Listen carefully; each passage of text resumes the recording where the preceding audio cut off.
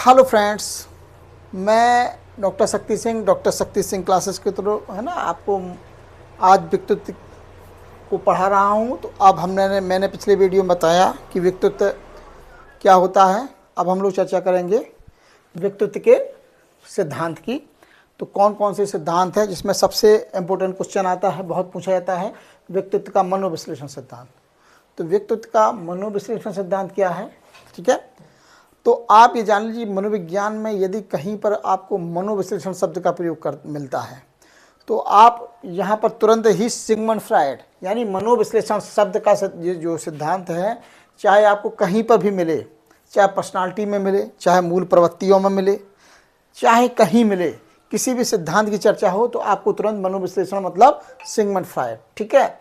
और अगर आपको कहीं पर भी अचेतनता मिलता है, चेतन, अचेतन, अर्धचेतन, कहीं भी आपको चेतन मिलता है, अचेतन मिलता है, अर्धचेतन मिलता है, तो भी आपको सिगमंड फ्रायड लगाना है, ठीक है। अब आता है इदम अहम परम अहम, ठीक है, कहीं ये भी लिखा मिलता है तो भी सिगमंड फ्रायड है। तो इस चीज़ को आप लोग ध्यान दें कि चेतन, अचेतन, अर्धचेतन और इदम अहम परम अहम, यानी कि इस बात का आपको ध्यान देना है कि कहीं पर भी आपको अचेतनता है ना, इदम अहम परम अहम, चेतन, अचेतन, अर्धचेतन, इनका संबंध क्या है ये पूछा जाता है कि अचेतन, इदम अहम परम अहम का संबंध किससे है तो सिगमंड फ्रायड से है। चेतन, अचेतन, अर्धचेतन का संबंध किससे है तो सिगमंड फ्रायड से है, ये भी पूछा जाता है। अब आते हैं कि भाई इन्होंने व्यक्तित्व के सिद्धांत में क्या अपना विस्तार से बताया, ठीक है। तो व्यक्तित्व के सिद्धांत में इन्होंने बताया कि यदि हम एक पानी भरें किसी है ना बर्तन में, और यदि हम उसमें पानी में बर्फ़ का टुकड़ा डाल दें, ठीक है, तो जब बर्फ़ का टुकड़ा डाल देंगे तो क्या होगा, हमारा 90% भाग डूब जाएगा, पानी, बर्फ़ का 90% भाग डूब जाएगा। इसे कहते हैं अचेतन मन, ठीक है। और 10% भाग होता है जो बर्फ़ के ऊपर रहता है, ठीक है, यह चेतन मन, ठीक है, चेतन मन, और ये हमारा अचेतन मन, ठीक है।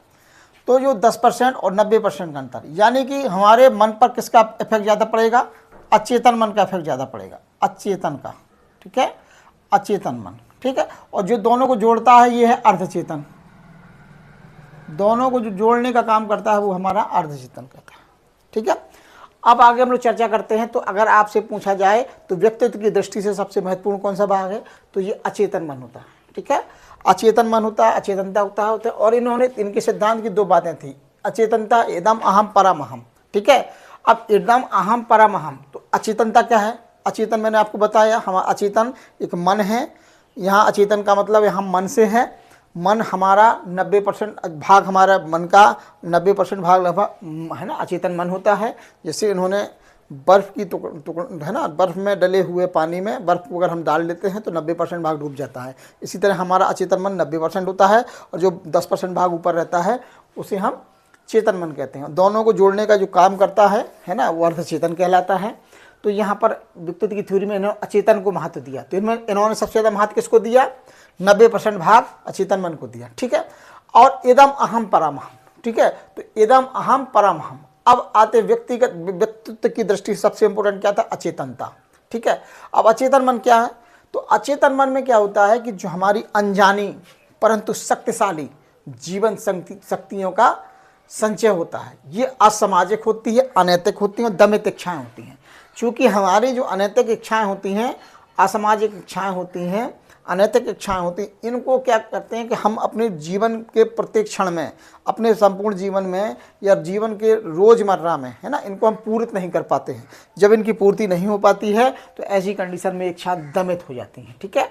तो ये अचेतन मन में क्या होती है हमारी, ये क्वेश्चन बहुत इंपॉर्टेंट पूछा जाता है कि अचेतन मन में क्या होता है। तो अचेतन मन में असामाजिक, अनैतिक और दमित इच्छाएँ का एक समूह होता है। ये बहुत पूछा जाता है। ये तत्काल सुख चाहते हैं, तत्काल पूर्ति चाहते हैं, तत्काल ये संतोष चाहते हैं, हमारे अचेतन मन में होती हैं।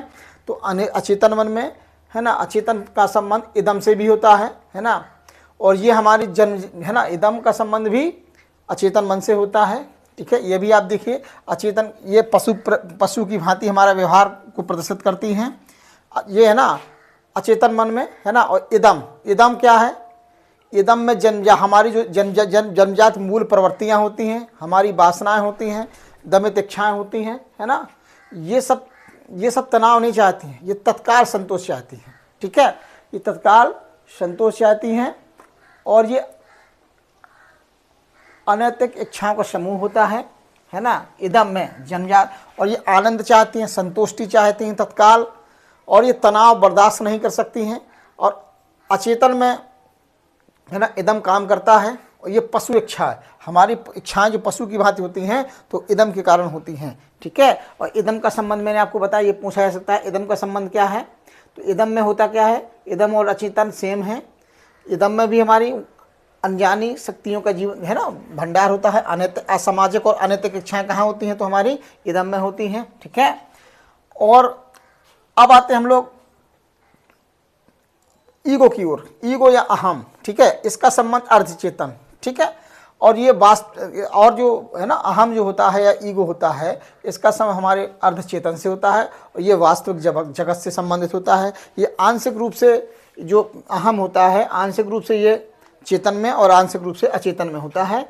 और ये वास्तविक परिस्थितियों से, है ना, इसका संबंध होता है और वास्तविक परिस्थितियों में तालमेल बैठाता है। तो अगर आपसे पूछा जाए कुछ जन्मजात इच्छाओं का समूह, अनैतिक असामाजिक इच्छाओं का समूह इदम है, और वास्तविक इच्छाओं का समूह क्या है, वास्तविकता से क्या संबंध है? तो वास्तविक परिस्थितियों से संबंध है, वास्तविकता से संबंध होता है वो अहम का होता है। और अगला है सुपर ईगो। सुपर ईगो का संबंध क्या है? ये सामाजिक नियंत्रण की बात करता है। ये चेतन मन से संबंधित होता है, परमहम सुपर ईगो। इसमें सामाजिक मान्यता, संस्कार, नैतिकता, आदर्श, है ना, और चेतन से संबंधित होता है, हमारे चेतन मन से संबंधित होता है, ठीक है। और इसको फिर से मैं रिपीट कर दे रहा हूँ कि इन्होंने अपनी पर्सनालिटी की 2 विशेषताओं पर आधारित किया, 2 फैक्ट पर आधारित किया, अचेतनता, इदम, अहम, परमहम, ठीक है। अचेतन मन मैंने बताया, क्वेश्चन आ सकता है अचेतन मन में क्या होता है। अचेतन मन में हमारी जो असामाजिक और दमित इच्छाएं होती हैं, अनैतिक इच्छाएं होती हैं, उनका समूह होता है, ये तत्काल पूर्ति चाहती हैं। ये क्वेश्चन पूछा सकता है। अर्धचेतन क्या है? इसका संबंध हमारा चूँकि दोनों को जोड़ती है, पुल का काम करती है चेतन अचेतन को, तो इसका संबंध है ईगो से है, अहम से है। और इसका संबंध वास्तविकता से होता है, ये वास्तविकता की ओर मोटिवेट करती है।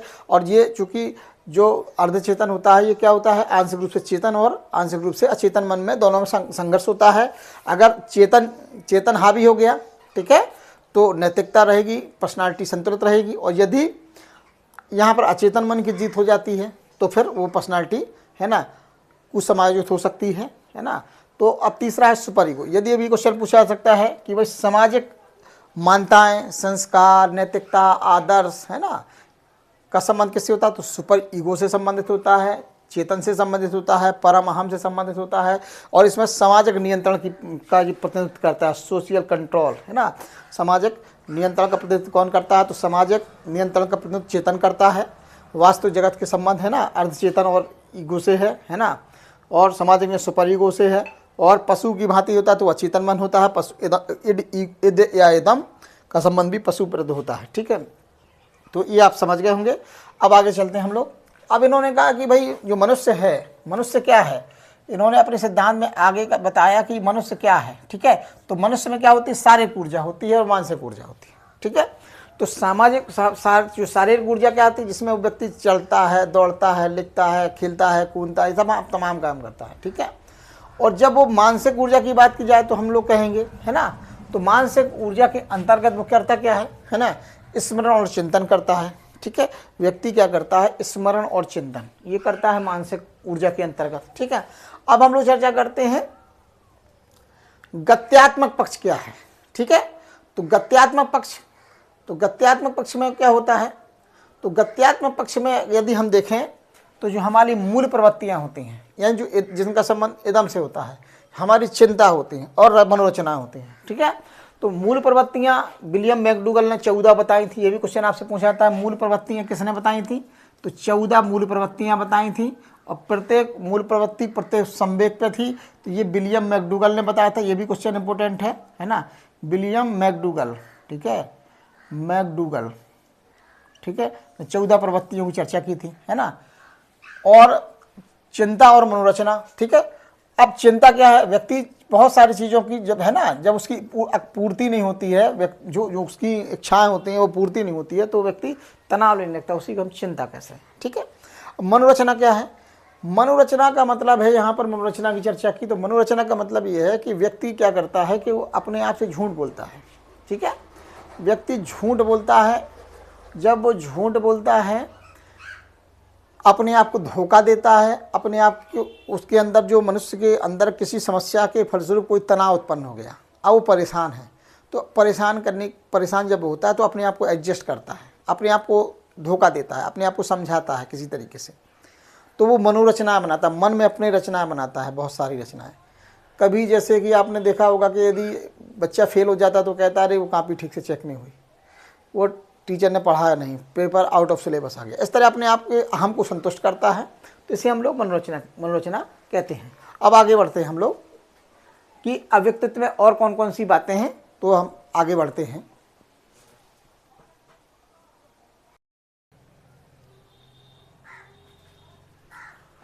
हेलो फ्रेंड्स, अब हम आगे चलते हैं और बात करते हैं। तो व्यक्तित्व के मनोविश्लेषण सिद्धांत में मैं चर्चा कर रहा था, तो मैंने यहाँ आपको बताया कि मनुष्य में क्या होता है, मनुष्य में की जो ऊर्जा होती है दो भागों में बटी हुई है, शारीरिक ऊर्जा, मानसिक ऊर्जा।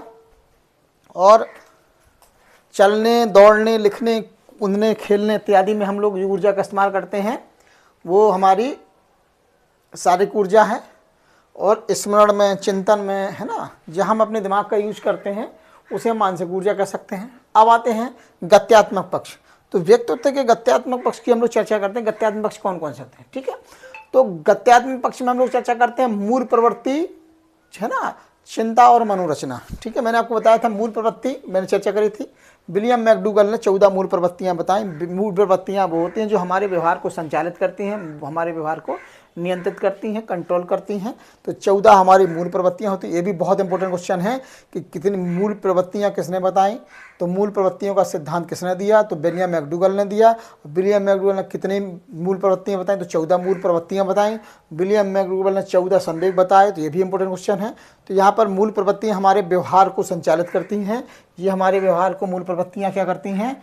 ये हमारे व्यवहार को संचालित करती हैं। हमारा जो व्यवहार होता है इसको संचालित कौन करता है? तो मूल प्रवृत्ति हमारे व्यवहार को संचालित करती हैं, व्यवहार को संचालित करती हैं। ठीक है, ये भी इम्पोर्टेंट है ना, क्या करती हैं मूल प्रवृत्तियाँ। अब आते हैं चिंता। चिंता की बात करते हैं। तो चिंता क्या है? तो सिगमंड फ्रॉइड ने बताया कि भाई, और ये मूल प्रवृत्तियों पे, हाँ, तो मूल प्रवृत्तियाँ सिगमंड फ्रॉइड ने बताई कि 2 होती हैं, एक जीवन मूल प्रवृत्ति और दूसरी होती है मृत्यु मूल प्रवृत्ति। ठीक है। तो जीवन मूल प्रवृत्ति क्या करती है? ये कंट्रोल करते हमारे रचनात्मक कार्य और सकारात्मक व्यवहार से संबंधित। यानी हम जो अपने जीवन में भी रचनात्मक कार्य करते हैं, सकारात्मक व्यवहार करते हैं, उसकी जो बात होती है तो वो जीवन मूल प्रवृत्ति के अंतर्गत आती हैं। यानी जो भी हमारी जो 14 मूल प्रवृत्तियां हैं, इस मूल प्रवृत्तियों में, है ना, ये जो भी हम जो जीवन मूल प्रवृत्ति द्वारा जो है ना हमारे रचनात्मक कार्य और हमारा सकारात्मक व्यवहार कंट्रोल होता है। जबकि मृत्यु मूल प्रवृत्ति के अंतर्गत, है ना, हमारा जो विध्वंसात्मक कार्य करते हैं हम, कभी हम गुस्सा, नाराज, है ना, आक्रामक व्यवहार का परफॉर्मेंस देते हैं, प्रदर्शन करते हैं, तो वो मृत्यु मूल प्रवृत्ति संबंधित है। ठीक है। तो इन्होंने क्या बताया? जीवन मूल प्रवृत्ति में हम क्या करते हैं? रचनात्मक कार्य, सिगमंड फ्रॉइड के अकॉर्डिंग। और मृत्यु मूल प्रवृत्ति में हम लोग क्या करते हैं? विध्वंसात्मक कार्य। ठीक है। अब चर्चा करते हैं कि, है ना, इसमें जीवन मूल प्रवृत्ति, एक पूछा जाता क्वेश्चन कि जो एक है ना सेक्सुअल एनर्जी, जिसकी चर्चा, है ना, सिगमंड फ्रॉइड ने अपनी थ्योरी में की थी। इन्होंने जीवन मूल प्रवृत्ति के अंतर्गत, है ना, जो 14 मूल प्रवृत्तियां हैं उसमें एक मूल प्रवृत्ति है जिसका नाम है सेक्स। ठीक है। तो इन्होंने कहा कि जीवन मूल प्रवृत्ति का पक्ष है। तो पूछा जा सकता है कि सेक्स किससे संबंधित है? तो जो सेक्स है या व्यक्ति का यौन व्यवहार है, ये हमारा, है ना, जो हमारी जीवन मूल प्रवृत्ति से संबंधित है। और यौन है ना, मूल प्रवृत्ति पर अत्यधिक बल दिया। सिगमंड फ्रॉइड ने किस मूल प्रवृत्ति पर अत्यधिक बल दिया, ये क्वेश्चन पूछा जा सकता है। तो, है ना, उन्होंने सेक्स पर बहुत ज़्यादा बल दिया। यानी सेक्स मूल प्रवृत्ति, व्यक्ति के व्यवहार में सेक्स की बहुत बड़ी भूमिका है। इसलिए उन्होंने उस सेक्स व्यवहार को, इन्होंने जो सेक्सुअल ऊर्जा होती है उसको कहा लिबिडो। इन्होंने क्या कहा? तो लिबिडो क्या है? ठीक है। तो जो लिबिडो होती है ना, मनुष्य की यौन क्रियाओं में अव्यक्त होती है। और यौन क्रियाओं में, है ना, प्रजनन का इसका बड़ा महत्व होता है। लिबिडो का महत्व कहाँ होता है? प्रजनन में होता है। मनुष्य जब प्रजनन करता है ना, यौन क्रियाएं करता है, तो यौन क्रियाओं में लिबिडो का बड़ा इंपॉर्टेंट होता, महत्व होता है। ठीक है, तो ये चर्चा आपसे क्वेश्चन पूछा सकता है। तो मूल प्रवृत्ति उन्होंने कितनी बताई? उन्होंने जीवन मूल प्रवृत्ति, मृत्यु मूल प्रवृत्ति की चर्चा करी। और रचनात्मक कार्य जीवन, है ना, मूल प्रवृत्ति से संबंधित है, और मृत्यु मूल प्रवृत्ति में हमारा आक्रामक व्यवहार और विध्वंसात्मक कार्य हमारे इसके अंतर्गत आते हैं। और जीवन में हमारे जो मूल प्रवृत्ति होती है वो, है ना, जो मृत्यु मूल प्रवृत्ति का स्थान गौण होता है, जबकि है ना, हमारी जो जीवन मूल प्रवृत्ति होती है ये रचनात्मक होती है और ज़्यादा सक्रिय में होती है ना। और इन्होंने अपने सिद्धांत में जीवन मूल प्रवृत्ति के रूप में, है ना, यौन मूल प्रवृत्ति को विशेष बल दिया था। ये भी क्वेश्चन है, जिसे लिबिडो कहते हैं। तो लिबिडो किसे कहते हैं? लिबिडो सेक्सुअल एनर्जी है जो यौन क्रियाओं में व्यक्ति के प्रदर्शित होती है, मनुष्य के, है ना, जीवन में प्रदर्शित होती है। प्रजनन में इसका बड़ा महत्व है। तो यहाँ पर मूल प्रवृत्ति की चर्चा होगी। अब हम लोग चर्चा करते हैं चिंता की। तो इन्होंने 3 प्रकार की चिंता बताई। कितने प्रकार की चिंता बताई? है ना, सिगमंड फ्राइड ने 3 प्रकार की चिंता बताई। तो पहली चिंता थी वास्तविक चिंता, दूसरी थी तंत्रगागत चिंता, और तीसरी थी नैतिक चिंता। ठीक है, तो इन्होंने 3 प्रकार की चिंताएं बताई कि मनुष्य 3 प्रकार की चिंताओं से, है ना, उसकी पर्सनालिटी प्रभावित होती है। पहली चिंता है वास्तविक चिंता, जैसे वातावरण से संबंधित चिंता होती है, जैसे आंधी, तूफान, आग, है ना, तूफान, समुद्र, जल, पानी, है ना, जो भी वास्तविक चिंता है ना, इसका संबंध पर्यावरण से होता है। ठीक है, दूसरी चिंता होती है तंत्रगागत चिंता। तंत्रगागत, तो तंत्रगागत चिंता में क्या करते हैं? तो तंत्रगागत चिंता में क्या होता है? हमारे इदम में हमारा क्या होता है? ठीक है, इदम में हमारे दमित इच्छाएं, अनैतिक इच्छाओं का समूह होता है, और अहम क्या होता है? वास्तविकता से संबंध होता है। तो इन्होंने कहा कि इदम पर इच्छा, है ना, इदम की इच्छा पर, है ना, यानी इदम की इच्छा पर अहम द्वारा नियंत्रण न कर पाने की चिंता, उसे क्या चिंता रहती है कि भाई वो इदम की इच्छा पर, यानी जब वो इदम की इच्छा पर अहम द्वारा नियंत्रण न कर पाने की चिंता, यानी कि व्यक्ति, है ना, आक्रामक व्यवहार और यौन इच्छा को, है ना, कंट्रोल नहीं कर पाता है, तो ये चिंता उससे संबंधित होती है, जिसे हम तंत्रगागत चिंता कहते हैं। तो तंत्रगागत चिंता के अंतर्गत हम अपने यौन बिहेवियर को, यौन इच्छा को दबा नहीं पाते हैं, और हम अपने व्यवहार, आक्रामक व्यवहार को दबा नहीं पाते हैं। तो ये तंत्रगागत चिंता से संबंधित होती है। इन्होंने, सिगमंड फ्राइड ने चिंता कितने प्रकार की बताई? इन्होंने है ना, चिंता 3 प्रकार की बताई। पहली वास्तविक चिंता, दूसरी तंत्रगागत चिंता, और तीसरी नैतिक चिंता। तो 3 चिंता बताई। वास्तविक चिंता वातावरण से संबंधित है, आंधी तूफान से संबंधित है। तंत्रगागत चिंता में क्या करते हैं? जो हमारी इदम की इच्छा है, इदम में हमने बताया कि अनैतिक और असामाजिक, है ना, हमारी दमित इच्छाएं होती हैं, और उन इच्छाओं को कंट्रोल कौन करता है? उसको अहम कंट्रोल करता है। ठीक है, तो अहम द्वारा कंट्रोल ना कर पाने की चिंता, हमें चिंता हो जाती है कि यार हम है ना, अपने व्यवहार को कैसे कंट्रोल करें, हम अपने प्रेम सेक्स को कैसे कंट्रोल करें, है ना। तो ये चिंता आती है हमारी तंत्रगागत चिंता। हमको बड़ी टेंशन तनाव होता है ना, जब हम, है ना, हम गुस्साते हैं, नाराज़ होते हैं, या किसी से प्रेम करते हैं और उससे मिल नहीं पाते हैं, तो भी हम लोग, है ना, तंत्रगागत चिंता के अंतर्गत हम लोग बड़ा परेशान होते हैं। तो इदम की इच्छा है किसी से मिलना है, ठीक है, अपनी प्रेमिका से मिलना है, तो इदम के द्वारा क्या कहा जाता है कि इदम अपनी प्रेमिका से मिलना, लेकिन हम मिल नहीं पा रहे हैं, है ना। तो ये तंत्रगागत चिंता होती है ना। यह इससे हमारे यौन की इच्छा है पर हम लोग कंट्रोल नहीं कर पाने की चिंता होती है। ठीक, अब तीसरी होती है नैतिक चिंता। ठीक है, नैतिक चिंता क्या है? परम अहम के अनुरूप, परम अहम के अनुरूप, यानी हमको आदर्श समाज में आदर्श संस्कार, है ना, नैतिकता को प्रदर्शित करना है, लेकिन हमारे आदर्श नैतिकता के अनुरूप कार्य करने के लिए अहम के द्वारा, यानी वास्तविकता के द्वारा हमको चुनौती दी जाती है। तो ऐसी चिंता को हम लोग नैतिक चिंता कहते हैं। ठीक है, कि हम क्या कर रहे हैं कि अनुरूप कार्य नहीं कर पा रहे हैं, है ना, हम परम हम के रूप में कार्य नहीं कर पा रहे हैं। तो हमको, व्यक्ति को हमेशा डर रहता है कि वो अगर कोई गलत काम करेगा तो वो उसे, है ना, समाज में नैतिक नियम से चूक जाएगा, तो उसे समाज में शर्मसार होना पड़ेगा। इसके लिए उसे बड़ी चिंता होती है, इसे नैतिक चिंता कहते हैं। कि हमें व्यक्ति क्या करता है, परम अहम के अनुरूप कार्य न कर, है ना, परम अहम के अनुरूप कार्य करने में, है ना, अहम द्वारा चुनौती दी जाती है। जब परम अहम, देखो अहम का संबंध वास्तविकता से है। मैंने आपको बताया कि इदम में हमारी जो इच्छाएं होती हैं, अतृप्त इच्छाएं होती हैं, है ना, और उन इच्छाओं को हम असामाजिक, अनैतिक इच्छाएं होती हैं, उनको जब हम कंट्रोल नहीं कर पाते हैं, है ना, अहम द्वारा उसको क्या कंट्रोल किया जाता है, लेकिन हमें चिंता रहती है कि कंट्रोल हम कर पाएंगे नहीं कर पाएंगे, तो हमारी आक्रामक व्यवहार और इनोच्छा को कंट्रोल नहीं कर पाने से हमको चिंता होने लगती है। तो इसे हम तद्रगा चिंता कहते हैं। और नैतिक चिंता को हम लोग क्या कहते हैं कि परमहम के अनुरूप कार्य करने, यानी हमको आदर्श और नैतिकवादी बनना है, सामाजिक बनना है, लेकिन हमको क्या हो वास्तविकता से, क्योंकि हम अगर हम अब हमारे परम हमको चुनौती कौन देता है, वास्तविकता। हमें भाई प्रेम की ज़रूरत है, सेक्स की ज़रूरत है, हमारे अंदर जो इच्छाएं हैं उनको भी हमको सेटिस्फाइड करना है, ठीक है। और जब ये हम सेटिस्फाइड नहीं कर पाते हैं तो ऐसी कंडीशन में, ठीक है, हम लोगों को क्या करना पड़ता है, इन तीनों को संतुलित करने के लिए हमको क्या करना पड़ता है, मनोरचना बनानी पड़ती है, ठीक है। तो मनोरचना क्या होती है, मनोरचना का मतलब क्या, इन सबको संतुष्ट करने के लिए हमको क्या करना पड़ता है ना, हमको मनोरचना बना के अपने आप को समझाना पड़ता है, हमको एडजस्टमेंट करना पड़ता है। तो यहीं पर आती है चर्चा, गत्यात्मक पक्ष के अंतर्गत मनोरचना की चर्चा करते हैं। तो जब इन तीनों चिंताओं के फलस्वरूप हमारे अंतर्गत, है ना, तो तीनों चिंताओं के फलस्वरूप, है ना, हमको क्या आती है ना, इन चिंताओं को हम लोग क्या करते हैं, जब इन भाई ये तीनों चिंताएं एक दूसरे से संबंधित होती हैं, और इन सब चिंता की मुक्ति से, इन सब चिंताओं से मुक्ति के लिए, ये तीनों चिंताओं की मुक्ति से लिए, है ना, चिंता से मुक्ति के लिए हम लोग क्या करते हैं, मनोरचना बनाते हैं। मनोरचना क्या है, मनोरचना का मतलब अपने आप को एडजस्ट करते हैं। हम कहते हैं कि हमको अंगूर खाने को नहीं मिले तो हम बोलते हैं ये अंगूर तो खट्टे हैं, यानी हम अपने को धोखा देते हैं, अपने आप को धोखा देते हैं, अपने आप को समझाते हैं, और हमारे अंदर जो तनाव उत्पन्न होता है उस तनाव को हम लोग कंट्रोल करते हैं, नियंत्रित करते हैं। तो आगे हम लोग मनोरचना की चर्चा करते हैं कि कौन कौन सी मनोरचना को हम लोग यूज करते हैं।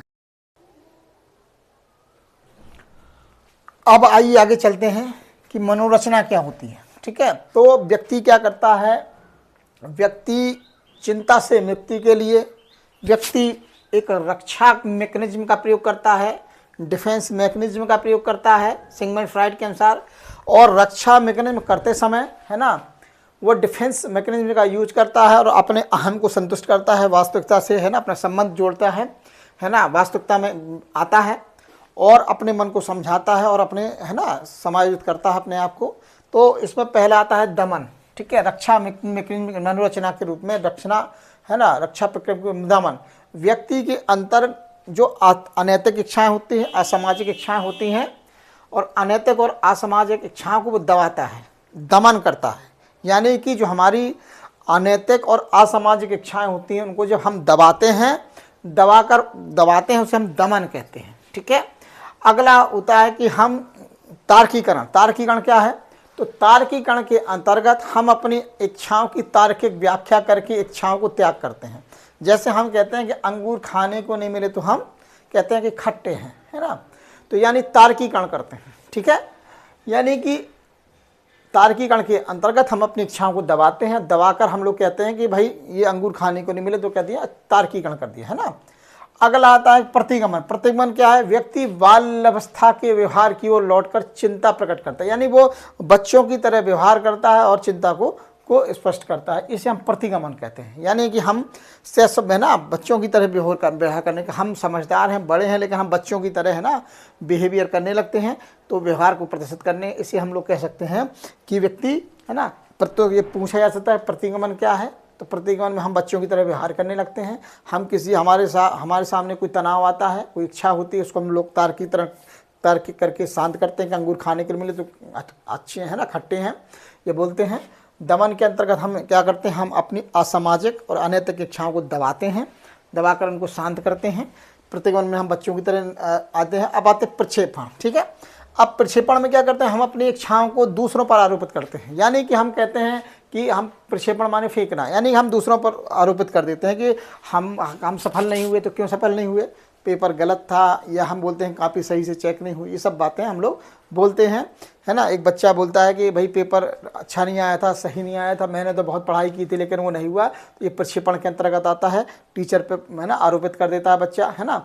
अब आता है विस्थापन। विस्थापन में क्या होता है, हम व्यक्ति अपनी इच्छाओं को दूसरे रूप में बदलकर पूरा करने का प्रयत्न करता है। जैसे कि हम IAS नहीं बन पाए तो हम लोग PCS अधिकारी बनकर, है ना, प्रयास करते हैं कि हमारी इच्छा पूरी हो, यानी हम लोग विस्थापन करते हैं, है ना, वो उसे जो भी हमारी इच्छा थी, है ना, उसका रूप बदल देते हैं कि आईएएस नहीं बन पाए तो हम पीसीएस बन के ही इसको ख़त्म करें। ठीक है, इस प्रकार जो रक्षा मैकेनिज्म होता है ये हमारे आंतरिक तथा बाह्य तनावों को शांत करता है ना, और हमारे पर्सनैलिटी में को, है ना, संतुलित करने की कोशिश करता है। अब आइए हम आगे बढ़ते हैं।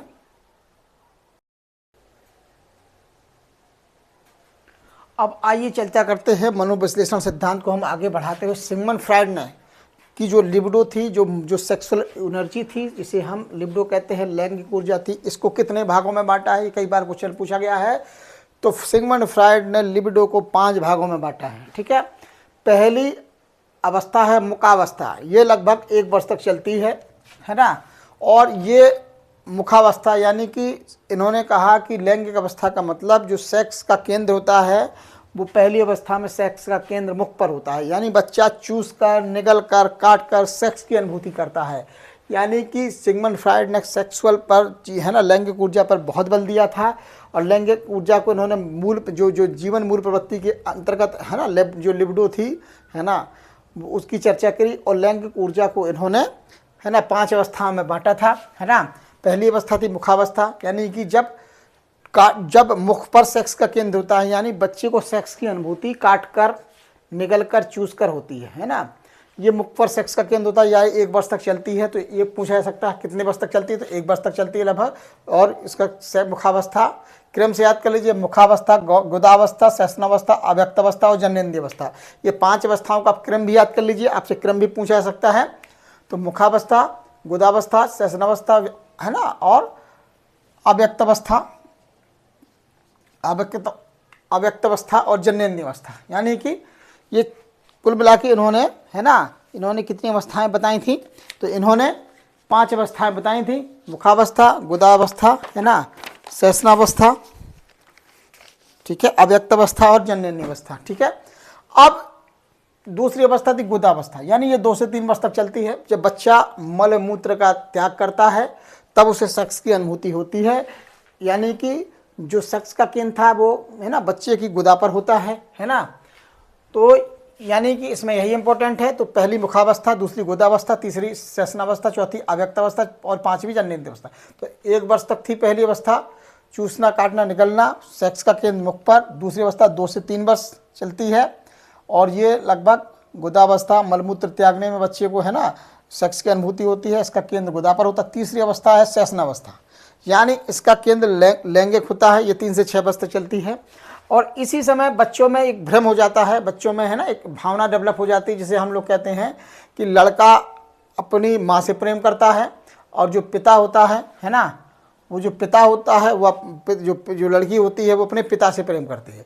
लड़के को लगता है कि वो भय खाता है अपने पिता से कि भाई कि उसके पिता उसका लिंग ना कटवा दें, है ना। तो इस तरह की भावना डेवलप हो जाती है। तो ये ना, तो लड़का अपनी माँ से प्रेम करता है, इसे कहते हैं ओडिपस, है ना। ओडिपस मनोग्रंथि होती है, जिसे हम लोग कहते हैं मातृ मनोग्रंथि, ओडिपस कहते हैं, ठीक है। और लड़की को ये लगता है ना, कि मेरी, है ना, मेरी माँ ने मुझे, है ना, लिंग से वंचित कर दिया है, उसे इस प्रकार की चिंता रहती है ना। तो वो इसलिए वो अपने पिता से प्रेम करती है, माँ से, है ना, हेट करती है। तो ये बच्चों को भ्रम होता है ना। तो ये लड़का जो होता अपनी माँ से जब प्रेम करता तो उसे हम लोग ओडिपस कहते हैं। और जो लड़की होती है ना, जो लड़की होती है वो अपने पिता से प्रेम करती, इसे हम लोग कहते हैं इलेक्ट्रा, है ना। तो इलेक्ट्रा कहते हैं, इसे पित्त मनोग्रंथि कहते हैं। ये किस अवस्था से संबंधित है? ये 3 से 6 वर्ष, यानी बच्चा 3 से 6 वर्ष की अवस्था में जब लिंग, है ना, तो ये इसे हम सेशनावस्था बोलते हैं। इसका केंद्र लिंग पर होता है ना। तो जो लड़का होता है, छोटा बच्चा होता है, वो अपनी माँ से प्रेम करता है ना। उसे लगता है कि मेरे पिता मेरा लिंग ना कटवा दें। और जो लड़की होती है ना, लड़की को क्या फील होता है? लड़की को फील होता है कि माँ ने मुझे लिंग से वंचित कर दिया, इसलिए वो अपने पिता से प्रेम करती है। तो यहाँ क्वेश्चन ये पूछाता है कि ओडिपस का संबंध किससे है? तो ओडिपस का संबंध, है ना, मत मनोग्रंथि का संबंध लड़का है, और पिता, है ना, मनोग्रंथि का संबंध यानी इलेक्ट्रा का संबंध लड़की से। ये भी क्वेश्चन पूछा जाता है।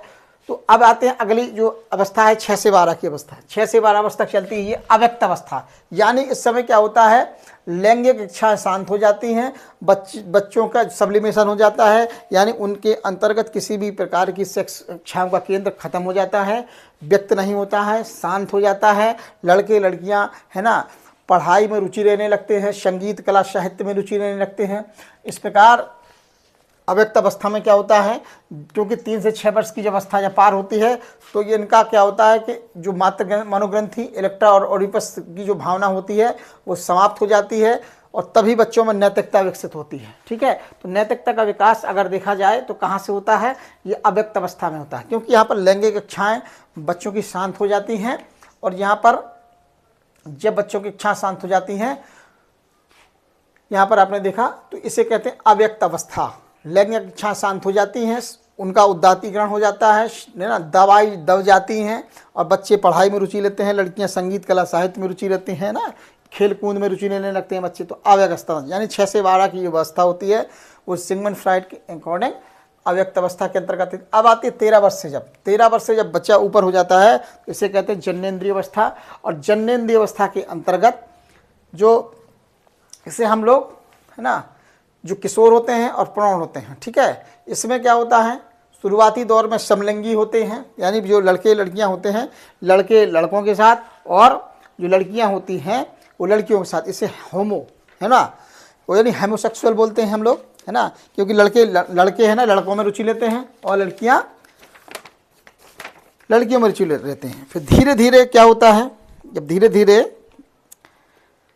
क्या होता है, इनमें विपरीत यानी विषमलिंगी कामुकता का स्टार्ट हो जाता है। जब विषमलिंगी कामुकता इसमें स्टार्ट हो जाती है तो इसे बोलते हैं हेट्रोसेक्सुअल, यानी कि धीरे धीरे है ना इनमें क्या होता है कि जो विषमलिंगी प्रेम स्टार्ट हो जाता है है ना, तो विषमलिंगी कामुकता बढ़ती है जन्नेन्द्रिय अवस्था के अंतर्गत, और ये हर तरीके से परिपक्व हो जाते हैं, और सामाजिक रूप से जो स्वीकृत लैंगिक संबंध होते हैं उनको स्वीकार करते हैं और संतोषजनक जीवन की ओर बढ़ जाते हैं। ठीक है, तो मैंने बताया कि ये बातें मैंने चर्चा करी यहाँ पर कि मनोविश्लेषण है ना, इन्होंने लिबिडो को कितने भागों में बांटा, तो लिबिडो को इन्होंने 5 भागों में बांटा। पहली अवस्था 1 वर्ष तक चलती है, मुखावस्था, इसका सेक्स का केंद्र मुख पर होता है, जब बच्चा चूस काट कर है ना सेक्सी अनुभूति करता है। दूसरी अवस्था 2 से 3 वर्ष चलती है, गुदावस्था, मलमूत्र त्यागते हैं तो है ना, इस पर गुदा पर केंद्र होता है। तीसरी सेशनावस्था 3 से 6 वर्ष चलती है, इस पर केंद्र लिंग पर होता है। बच्चों में भावना होती है, तो लड़का अपने है ना माँ से और लड़की अपने पिता से प्रेम करती है ना, क्यों मैंने वो भी कारण बताया क्यों करती हैं। इलेक्ट्रा और ओडिपस की भावना क्यों विकसित होती है, तो ओडिपस की भावना है ना, लड़के को लगता है कि मेरे पिता मेरा लिंग ना कटवा दें, और लड़की को लगता है कि छोटी बच्ची को लगता है जो 3 से 6 वर्ष की होती है कि है ना मुझे माँ ने लिंग से वंचित कर दिया। ठीक है, तो इस कारण वो अपने पिता से प्रेम करती है, और है ना, और जो लड़का होता है वो अपनी माँ से प्रेम करता है। ठीक है, जब 6 वर्ष का हो जाता है, यानी कि जब उनमें ओडिपस और इलेक्ट्रा की भावना शांत हो जाती है, तब बच्चों में नैतिकता का विकास स्टार्ट हो जाता है। तो अगली अवस्था 6 से 12, यहाँ पर नैतिकता स्टार्ट हो जाती है, लैंगिक इच्छाएं शांत हो जाती हैं, और जो सेक्सुअल एनर्जी होती है वो दब जाती है, यानी उनका सब्लिमेशन होता है। उनके स्थान पर बच्चे खेल कूद में रुचि लेते हैं, संगीत कला में रुचि लेने लगते हैं ना, घर के कामों में रुचि लेने लगते हैं, खेल में रुचि लेने लगते हैं, सामूहिकता की प्रवृत्ति आ जाती है बच्चों में है ना, तो इस तरह उनकी शांत हो जाती है। फिर अगली अवस्था जो 13 वर्ष से अबव होती है जन्नेन्द्रिय अवस्था, इसमें क्या होता है, चाहे किशोर हो चाहे प्रौढ़ हो है ना, ये इसमें विषमलिंगी कामुकता बढ़ जाती है। ये शुरुआत में ये आपकी होमो रहती है, लड़कियों में है ना, लड़के लड़कों में इंटरेस्ट लेते हैं, लेकिन धीरे धीरे बच्चों में क्या होता है, जन्नेन्द्रिय अवस्था में विषमलिंगी प्रेम होने लगता है, विषमलिंगी आकर्षण बढ़ता है ना, और सामाजिक रूप से ये हर तरीके से परिपक्व हो जाते हैं, सामाजिक रूप से भी परिपक्व होते हैं, और ये शारीरिक रूप से भी मैच्योर हो जाते हैं। लड़कियां है ना, लड़कियों के जो यौनांगों का डेवलपमेंट हो जाता है, लड़कों के है ना जन्नांगों का डेवलपमेंट हो जाता है, और यहाँ पर शारीरिक डेवलपमेंट, मेंटल डेवलपमेंट, सामाजिक डेवलपमेंट होता है, और ये सामाजिक रूप से जो स्वीकृत लैंगिक संबंध हैं उनको ही स्वीकार करते हैं और संतोषजनक जीवन की ओर बढ़ जाते हैं है ना। तो इस तरीके से ये क्वेश्चन यहाँ मनोविश्लेषण सिद्धांत के अंतर्गत ये भी क्वेश्चन पूछे जाते हैं। तो फ्राइड ने लिबिडो की कितनी अवस्था बताई, 5 अवस्थाएं बताई, तो क्रम से आप याद भी कर लीजिए। मुखावस्था, गुदावस्था है ना, सेशनावस्था, अव्यक्तावस्था, जन्नेन्द्रिय अवस्था, किसमें क्या होता है, 1 वर्ष, 2 से 3 वर्ष है ना, 3 से 6, 6 से 12, है ना। आप कॉपी पेन लेकर भी बैठिए, उसको नोट डाउन करिए। ओडिपस इलेक्ट्रा की मैंने बात यहाँ पर बताई, तो इसको भी, ये भी यहाँ पर इम्पोर्टेंट है ना। और अब आते हैं चर्चा, इनके 2 शिष्य थे, सिगमंड फ्राइड के 2 शिष्य थे, एक थे जुंग और दूसरे थे एडलर। ठीक है, ये इन्होंने लिबिडो पर ज़्यादा काम दिया, है ना, काम किया, लिबिडो की ज़्यादा बात की, सेक्स की ज़्यादा बात, तो इनसे अलग हो गए थे। तो इनके जो 2 विरोधी हैं, ये भी क्वेश्चन पूछा सकता है, इनके 2 विरोधी कौन कौन हैं? सिगमंड फ्राइड के 2 विरोधी कौन कौन से? तो जिंग और एडलर, इनके 2 विरोधी हैं। ठीक है, क्योंकि इनसे 2 अलग हो गए थे, इनको विरोधी कहा जाता है ना। तो एडलर ने समाज की बात कही, सामाजिक व्यवहार की यहाँ पर बात की, इन्होंने सेक्स सामाजिक आधार पर इन्होंने बात की थी। ठीक है, पर्सनालिटी की व्याख्या में इन्होंने सामाजिक बात की थी। ठीक है, और जुंग ने अलग होकर, है ना, अपना पर्सनालिटी का अलग सिद्धांत ही बनाया। ठीक है, जिसकी चर्चा हम आप लोग आगे करेंगे, जुंग की, है ना। और यहाँ पर इस प्रकार आपने देखा कि सिगमंड फ्राइड ने सेक्सुअल लिबिडो पर बहुत ज़्यादा, है ना, बल दिया व्यक्तित्व के विकास में, है ना। और ये 5 अवस्थाओं की चर्चा की, और शुरुआत से आपने पूरा वीडियो को देखें, नोट डाउन करें और समझें, है ना। और इसकी जो और भी बातें हैं तो मैं आप लोगों को फिर से आगे बताता हूँ।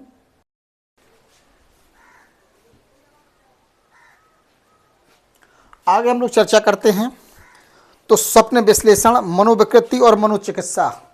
सिगमंड फ्राइड की बहुत बड़ी देन है कि इन्होंने स्वप्न विश्लेषण की, जो हम सपनों का विश्लेषण करते हैं, मनोविकृति और मनोचिकित्सा की बात मनोविश्लेषण सिद्धांत के आधार पर बताई जाती है।